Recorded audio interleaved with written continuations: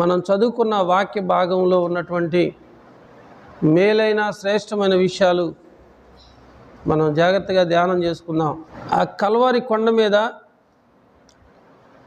3 సిలువలు ఉన్నాయి. ఆ 3 సిలువల్లో 2 దొంగలు ఉన్నారు. వారితో పాటు యేసు ప్రభు వారు కూడా ఉన్నాడు. కుడి ప్రక్క ఒక దొంగ ఉన్నాడు, ఎడం ప్రక్కన మరొక దొంగ ఉన్నాడు, మధ్యలో యేసు ప్రభు వారు ఉన్నారు. ఘోరాతి ఘోరమైన నేరస్తులకు, బందిపోటు దొంగలకు వేసే ఆ మరణ శిక్ష ప్రభువారికి వేశారు. ప్రభువారు 2 దొంగలతో కూడా మరి సిలువ వేయబడ్డాడు. ఆ దొంగలు సంభాషణ గురించి మాట్లాడమని దేవుడు నన్ను ప్రేరేపిస్తున్నాడు. వేలాడ వేయబడిన ఆ నేరస్తులలో ఒకడు ఆయనను దూషిస్తూ ఉన్నాడు అంటే తిడుతూ ఉన్నాడు. వారు ఇరువురు దొంగలు, వారు నేరస్తులు, వారు పాపం చేశారు, అందుకే వారు సిలువ వేయబడ్డారు.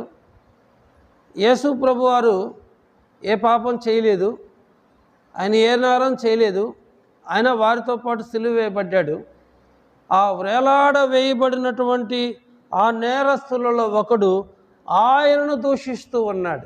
నీవు క్రీస్తువు కదా, నిన్ను నువ్వు రక్షించుకొనుము, మమ్ములను కూడా రక్షించమని చెప్పాను. ఇది మొదటి దొంగ మాట్లాడే విధానం. చాలామంది ప్రజలకి సమస్యలు వస్తాయి, వ్యాధులు వస్తాయి, బాధలు వస్తాయి, ఇబ్బందులు వస్తాయి. ఆ సమస్యలు, వ్యాధి, బాధ, ఇబ్బందులు దేవుని యొద్దకు నడిపించే విధంగా ఉండాలి. ఇతను మరికొద్ది సమయానికి చనిపోతాడు. ఆయన చనిపోకపోయినా చంపుతారు సిలువ మీద. ఆయన చనిపోతాడని తెలిసి కూడా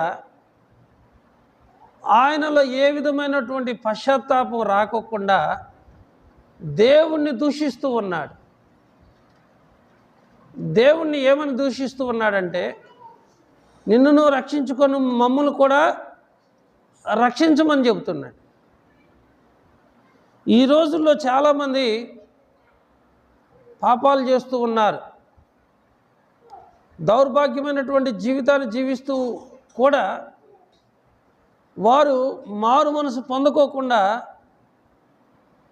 వారు మాకు దేవుడు సహాయం చేయాలని కోరుకుంటూ ఉన్నారు. రకరకాలైనటువంటి పాపాలు చేస్తూ దౌర్భాగ్యమైన జీవితాన్ని జీవిస్తూ ఇంకా దేవుడు వారికి ఏదో సహాయం చేయాలని కోరుకుంటూ ఉన్నారు.